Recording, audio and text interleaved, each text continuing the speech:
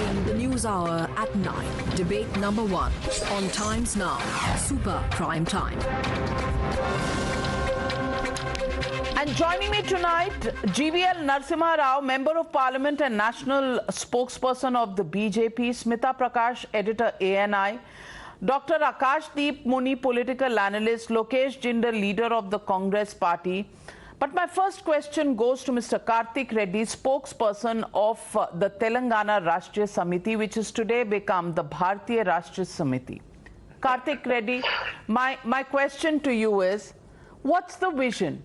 The opposition really has many candidates. There is Mamata Banerjee emerging in the east, there is Nitish Kumar, there is Arvind Kejriwal, there is now KCR, and of course Rahul Gandhi has always been a prime ministerial candidate favorite between 2014 and 2019 elections. With nobody supporting each other, do you think the opposition and KCR really has a plan to attack and to defeat the BJP in 2024? Navika ji, first most, let me, to viewers of Times Now, let me wish them a very happy Dasara. For all those Telugu viewers of yours, ma Telugu Sodari Sodarulandaru kuda Vijayadashami Shubhakankshalu. Raanuna samvatsaram vijayalu chekurchadani korukunటూ. But I never realized, Navika, that being too many players in politics was ever an issue enough for not to be in politics at all. My point being, all the players you've just mentioned, yes, they've been in politics for a long time. People have seen what they can do, what they cannot do, what is their results in their states, their governments, and people are a witness to all of these. Let me assure you, Navika, that Bharata Rashtra Samiti, we have, we're going to be a party of change. We're going to be a pro-farmer-centric party. We're going to be a southern identity-centric party. We're going to be a party which is going to be different than all the others which are presently in the fray. So just because there are too many players already in the playground doesn't stop us from playing the game itself. Well, okay. Nobody can prevent anybody from contesting. That's not the question at all. But Narasimha Rao, are they forgetting something that if they can't get in? Because if TRS or BRS actually fights on 100 Lok Sabha seats, can they actually defeat the BJP juggernaut? Number one. Number two, if they thought they would have a common plank for many leaders to come together, then Nitish Kumar didn't show up, Sharad Pawar didn't show up, Tejasvi Yadav didn't show up. Rahul Gandhi perhaps was not even invited. Mamata Banerjee wasn't there. Is BRS going to be enough to challenge the BJP? And the other point really being the issue of what do they bring? I mean, will they lure people with freebies on offer, or do they have a plan like the plan of the BJP government, the Modi government, which has played to a plan from Kashmir, the abrogation of Article 370 and Amit Shah going there, having the biggest rally ever in Baramulla, to the Prime Minister talking of bullet trains, talking of and delivering 11 aims in the last 8 years. You know, this is concrete development on the ground. Thank you, Navika. Let me also join others on the panel in wishing all the viewers a very happy Vijayadashami. I think it's a very important debate to have on such an auspicious day. I think certainly nation's well-being and nation's future certainly lies in adopting sensible policies for development and not simply taking to populism for hoodwinking gullible voters. What we are witnessing, you see, TRS might fancy itself as a national player by merely tinkering with its name, but you already see a whole lot of parties weighing for national stakes, and they have every political party has an ambition, has a right to do so. But certainly, TRS is finding its own ground shaking. Telangana itself, I think, it's a smaller state compared to many other states of the country. And even there, it's almost ordained that TRS will lose to the BJP in coming years' assembly elections. So therefore, their appetite for taking on a national, going for a national mandate might further actually slip their ground from underneath their feet. But coming to the freebies, I think the people of this country certainly want good governance. They want, Honorable Prime Minister has unveiled a vision of making India a developed country in a span of 25 years, where we all need to really understand our rights and responsibilities as citizens. So I think it's important that political parties also understand their rights and responsibilities. I think it's very well for you to hoodwink people by promising anything free, only to lure them to vote for these parties as a shortcut measure. But what this country needs is good governance. We have demonstrated in the last 8 years, Honorable Prime Minister has demonstrated that you can really take a big leap in infrastructure development, in digital revolution, in expanding the social and economic infrastructure, like the aims that you talked about, setting up international status institutes, and you can do all that while you actually provide a lot for the poor of this country. In the last 8 years, you have seen how we have reached out to every family in terms of free gas connections. Every family now has a electricity connection. Every family has a toilet. These are things which ought to have been done in the 70s, 60s, and 70s. So while the Prime Minister has provided for substantial allocations for development, we have also ensured that this future, the future of this country is secured by investing in infrastructure, by investing in sectoral reforms. For example, power sector. In the last 8 years, this sector has received huge thrust because for decades and decades, this sector has been robbed of all viability by coming up with all kinds of free promises, delivering free subsidy, allowing power to be stolen, and sinking all the power distribution companies in losses. And now you see some political parties resorting to the same old story, where they want to give free power, they want to further drown these power companies. Without power, what kind of development can you even conceive?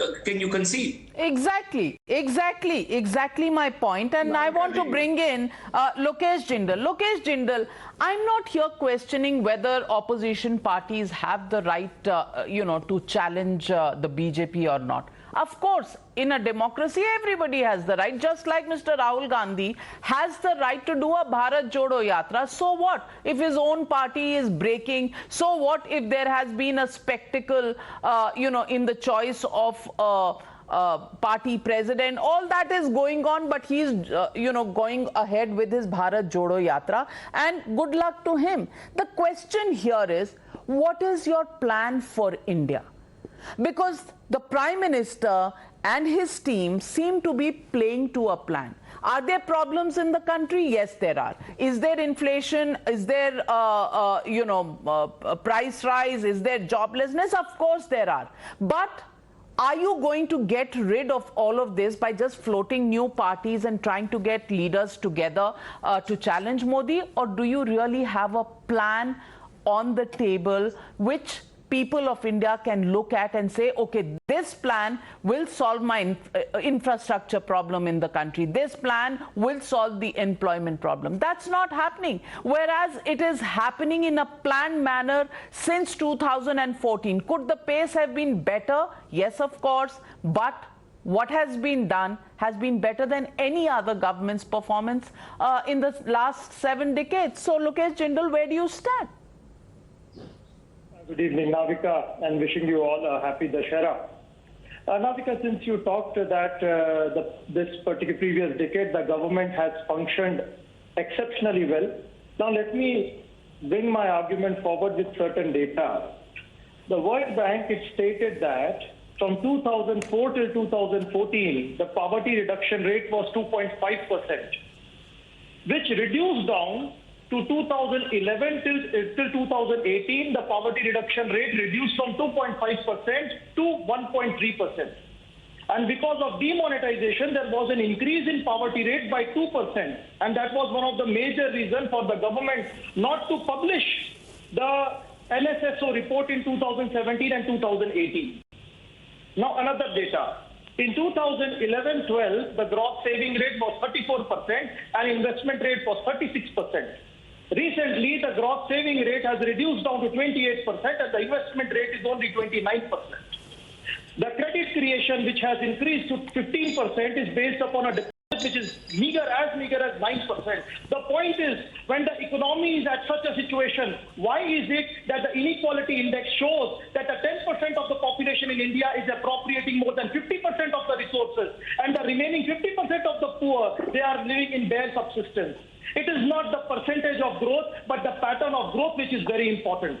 BJP is only talking about GDP. BJP is only talking about the percentage rise in GDP. But what about the pattern of growth rate that is happening? In India, there has been concentration of wealth in the hands of few. There has been unemployment. There is inflation. The entire country knows. And when we talk about the present day context, the government is without any form of a plan so as to reduce this inequality. Yes, he is showing me some data based upon rupee. The rupee has devalued. Now, when the rupee devalues, we already know that the energy prices increase and it harms. Read the text. I don't know what this is extreme poverty in India has declined during the India rule. Let me give you some other textual data as well, sir. This Lokesh, is World Bank data, World Bank report. Didn't you refuse to qualify? No, just tell me, didn't you refuse to publish the 2017-18 NSSO report? No, you are quoting World Bank Please data. tell me. I'm showing you a World Bank report. The World Bank report, I'll show you myself, sir. No. The World Bank report said extreme poverty has declined by 12 points. Sir, the rate I'm talking about, the rate of poverty reduction. The rate of poverty reduction. The rate of poverty reduction from 2004 till 2014 was 2.5% during the time period of UPA. Stop misleading people. Sir, if I am lying on this television, you can sue me. You can put me behind bars. I am ready to take the owner's responsibility. One fact is wrong. You please put me behind bars. No, if a single fact that I stated is wrong, you may please put me behind bars. This is just a fact check. This is hardly No, a few days old report. I am also putting all my facts. I have done a factual... So Lokesh Jindal, he is talking about reduction of extreme poverty. The point here is that you can quote data, you can quote different data. The issue really here is not about quoting data. The issue really here is that there are problems, but what is your plan to solve the problem? Is it only citing data? And Smita Prakash, that's where I want you to come in. 1 minute, Lokesh Jindal, hold on. Smita Prakash, that's why I want you to now tell us. There is data. The opposition keeps saying everything is bad. You know, andhakar mein hai pura jeevan, and everybody is living in this pall of gloom in India, and everything is going to just come apart maybe tomorrow, and if not tomorrow, then day after tomorrow. That's the vision of India that the opposition gives us. I want to ask you, all this is fine, but who's giving the solutions to the people of India?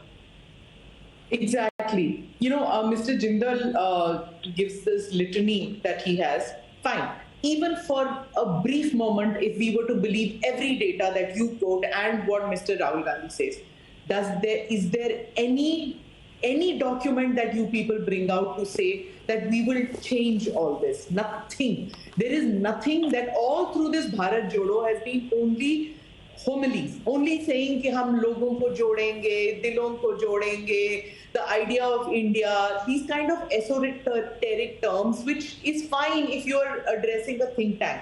Go ahead, do your Bharat Jodo. The other thing, Mr. Jindal, is that nobody goes to jail in this country for quoting facts or misquoting facts. So you can, to say this, meko jail mein dalo and all that, this victim mentality doesn't work anymore. If you're playing to the gallery, even those people are not buying this game anymore, that, aapko jail mein dalenge because on a TV show you misquoted something.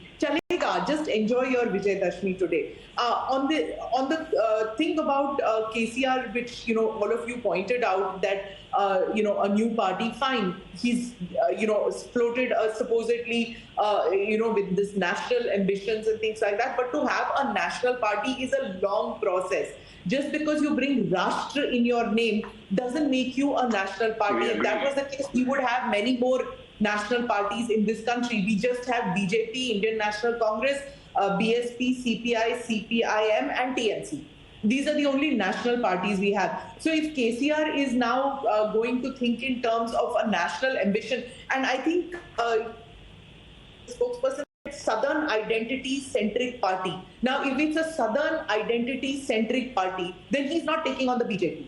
I mean, if I mean he as in like he providing the leadership to a united opposition, then it's not taking on the BJP, because I think it is taking on the Congress. Because if you see the Bharat Jodo Yatra, it's not going, I mean, it's skipping 18 states, and most of those 18 states are, I think, the northeastern and eastern, and there are these 7 Hindi-speaking states where the Congress has just decided हम जो भारत जोड़ने का काम ही नहीं कर रहे हैं, because they don't have organizational capacity in those states. So I think for 2024, if Bharat Jodo is a leitmotif for 2024, it's quite clear that it is a Southern identity and a Southern-centric party that the Congress is becoming, south of the Deccan and avoiding the Eastern altogether.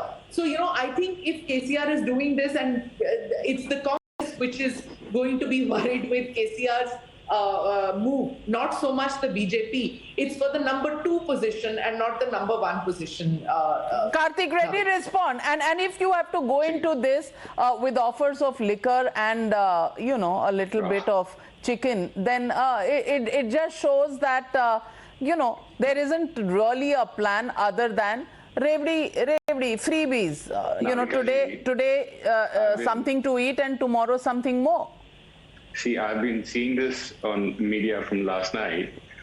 Certain gentlemen, certain very small-time karyakarta of TRS party, overzealous, tried to do something yesterday in Warangal, and we do not, I don't know, this was blown out of proportion beyond its own proportions.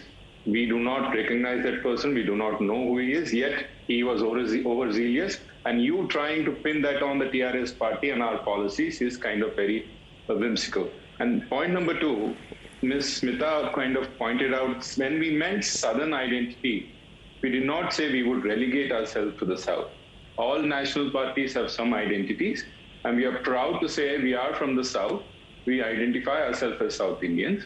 Just because being identified as South Indian doesn't mean we would not fare well in North India. If that is the case, then India itself has so then Karthik Reddy, why not? We are all Indians, and we are, vying for our right to be a pan-India face or a pan-India party. Why do you have to be a South Indian, an East Indian, a West Indian, or a North Indian? I mean, why create the walls where there are none? Can you go ask Modi ji today whether he is not a Gujarati? Well, that is what he is primarily. That's the BJP. Then primarily we are our own identity. We own our own identity, and we try to be a national leaders, and that is nothing wrong in it. Just identifying ourselves to be from the South should not be a speed breaker of sorts for us to step into national politics. And point number 3, I was just hearing Narasimha Rao garu speak. I want to understand what's Revdi, because when we speak about free power, and we all know, Navika, that Telangana is one of the few states we give 24 hours free power to our farmers. It is not subsidized at any level. It is completely free. So when we speak about the free power being stopped if ever BJP comes to power in Telangana, our regional leaders here come up to the press and say, "Nahi, when we come to power, free power is going to be here. All the other schemes going to be here." So please define what's Revdi for BJP. Are you picking your Narasimha Rao, Are you saying the point he's making, is that everybody gives free power, and so do you. So if they give free power, you call it free ki Revdi, and when you give it, it's supposed to be extremely noble cause that you do it for. Respond to Mr. Dharma. Respond to Mr. Karthik Reddy. Navika, we do not give free power, to the best of my knowledge, in any state, for even for the power sector. So, but if you indeed consider that as an important, I'm not denying that in some states or in some situations one might consider that, but you have to make provision for it. The real problem is states like Punjab, for instance, which has given free power. What is the fiscal position of Punjab? What is the fiscal position of Telangana? When the state was bifurcated as Telangana and Andhra, Telangana was a revenue surplus state. Today it is in financial doldrums. If you give free power, have you accounted for this? Have you paid all the power tariff that is being supplied to the farmers? Have you provided for it in the budget? Today, this is what Election Commission of India is asking the political parties. If you today, this is what all the papers have reported. If you want to make any promise of anything free, please tell us what are the budget implications of it. How are you going to find that money? And how will you keep within the fiscal discipline? How will you conform to the FRBM limits? I think it's high time. I think I welcome the decision of the Election Commission of India to make political parties accountable to their electorate, because otherwise you can simply deceive them. And when you come to power, you will say, okay, we need more money from the central government to give everything free to our people. When you are promising to people, you should be able to pay for it. So fair point, Dr. Akashdeep Muni, fair point, but that is the model that the Aam Aadmi Party follows. The state's finances in Punjab, as pointed out by Mr. Jeevis Narasimha Rao, are in a very, very precarious situation. Yet free this, free power, free that, and ultimately nothing is free. Everybody's got to pay for it. It depends on which pocket you take out of and which pocket do you put it into. And that is the question that is now being asked, Mr. Muni. So how, can there be an election platform that talks about addressing problems, not just talking about hum free ye denge, free wo denge, and okay, give us votes, tata bye bye? Navika, very good example. First of all, the best thing is that 10 years ago, BJP and Shiromani Akali Dal came in power in Punjab. The education was poor, the health was poor, and they dragged the economy to 2 lakh crores debt. Then people of Punjab thought that, okay, let's bring Congress Party. They brought Congress Party came, they dragged the economy to 3.5 lakh debt, half lakh crore debt. And today, the situation Aam Aadmi Party has come. And see, Navika, in Aam Aadmi Party will provide free education, good education, free electricity, and with that, they will be dragging this economy, Punjab's economy, out of debt in coming 4.5 years. The best example of comparison is Gujarat education model. Go to Vadodara, which is the constituency of Gujarat education minister, where the education is in doldrums. There are a number of examples of that. Apart from that also, their Gujarat model has brought Gujarat state into 3.5 lakh crore debt, while Delhi has no debt of that sort. This shows clear example. Performance, not Revdi, will bring people into power. And trust me, if they have done a very good job in their own field, BJP, Aam Aadmi Party would have never come into power. Why don't you give a proprietary model? Smita Prakash, if there is such a model that can help every single state, I think you should have the patent for it, but also share it with other states, because ultimately this is India. Smita Prakash, don't you think the Aam Aadmi Party should be able to do that?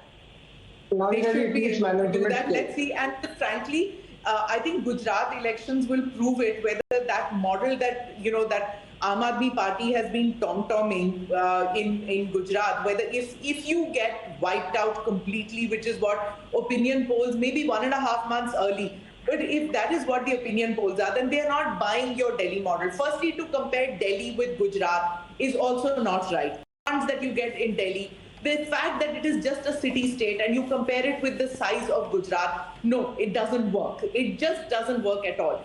The other point is about this, what GVLN was saying was about this fiscal credibility of these promises that are made, whether it is Aam Aadmi Party, whether it is the Congress, whether it is any party that goes to elections and makes this Revdi which you are talking about, with these promises that people make from Garibi Hatao times. There have been, from the 70s, there have been promises made to the electorate, and they have not been verified to see whether we have the fiscal credibility, whether we have the fiscal capability to make those promises come true, whether we can deliver on those promises.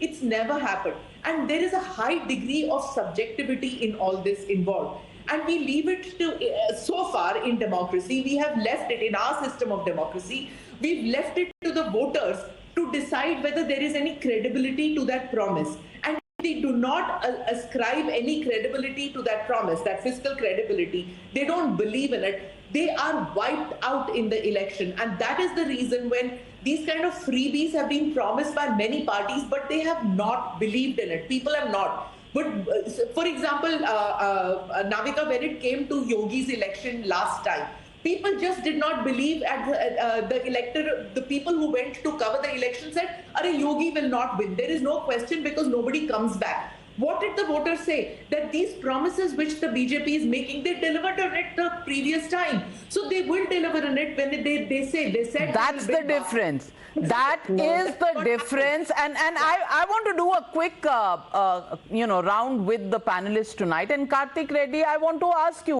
it is this plan which you put before the people of India that decides what votes you're going to get? Because are you only going to make an election out of criticizing Modi and the BJP, or are you going to give a different model for the people to choose from?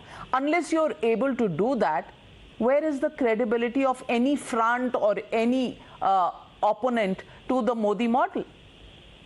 Now, Navika, we should remember today that TRS party, as BRS from today, is a party which has come back to power twice in Telangana. First, when it came to power the first time, maybe it was on the plank of the Telangana movement and Telangana state sentiment.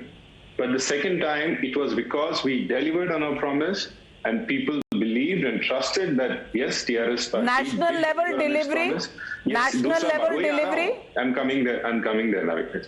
So as Mr. Modi ji, when he became the Prime Minister in 2014, when he put forward the Gujarat model, we're going to put forward the Telangana model to the nation too. You remember, Navika ji, Telangana is the state where we gave out 60,000 crores to poor farmers in the last 4 years. And we talk about poverty alleviation, there is no other state better than Telangana. When we talk about power, we have doubled our installed capacity in the last 8 years.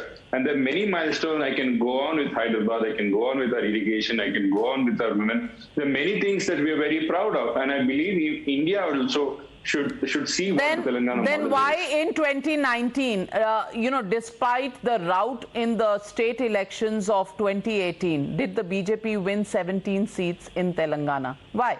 Sorry, Navika, there are only 17 seats in Telangana. You meant 4.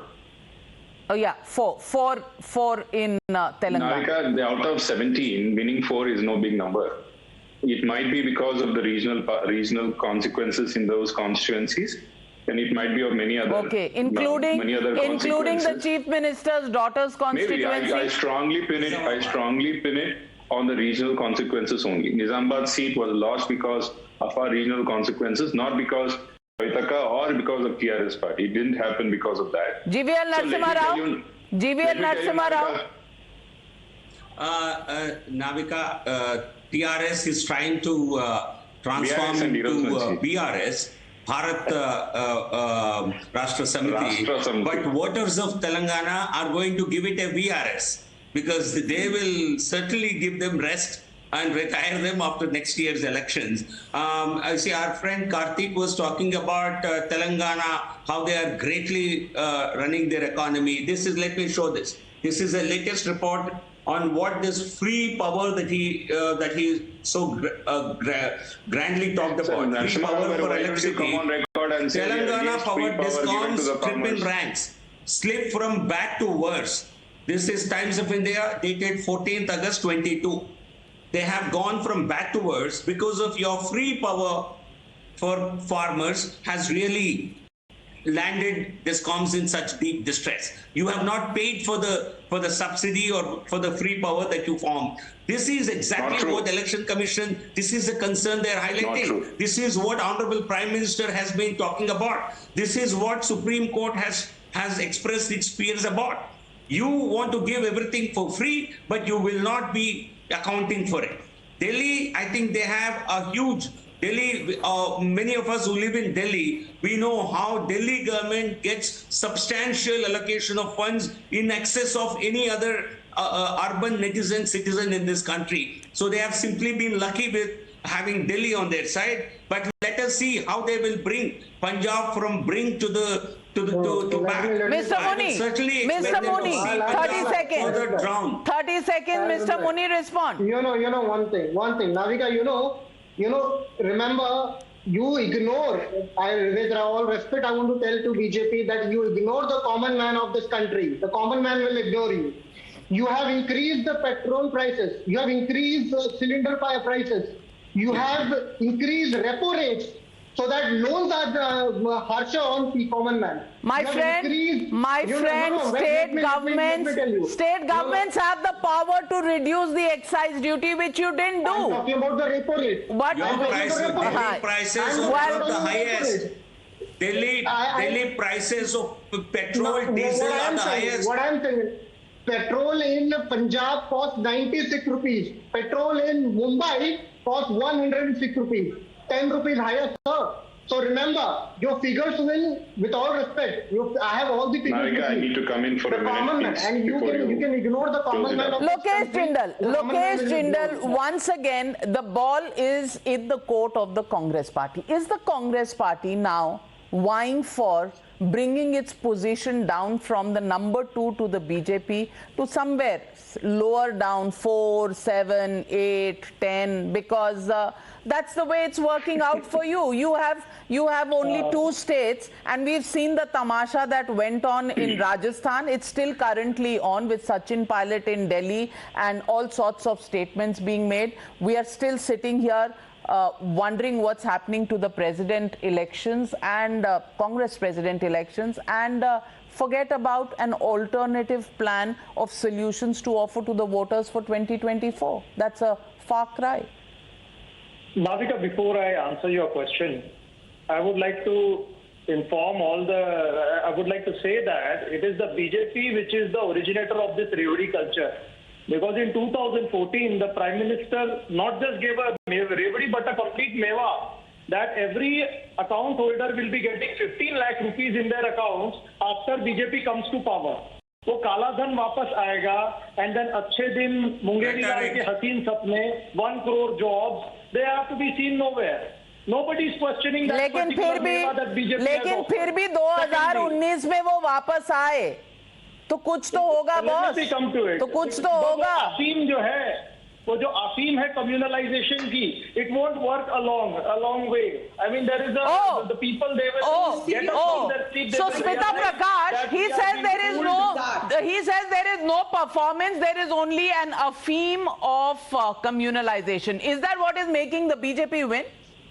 No, this is exactly why people reject the Congress, because spokespersons like this come and insult the voters' intelligence to believe that the voters elect anybody because they are casteist or communal. Please, for heaven's sake, don't say this, that it is, this is exactly why Hillary Clinton lost, because she called them that deplorables. She said put it in a basket of deplorables. That's exactly what you're doing, insulting the voter. This is exactly what we are Rahul not insulting the voters. We are exposing your political narrative that you put exactly forth in what the Rahul country. Gandhi is We are doing exposing on the this subversion of democracy that is taking place in the to say country. that they We are matter, exposing and the instead you come here and you are insulting the No, voters. but he's also hobnobbing with the hate ones.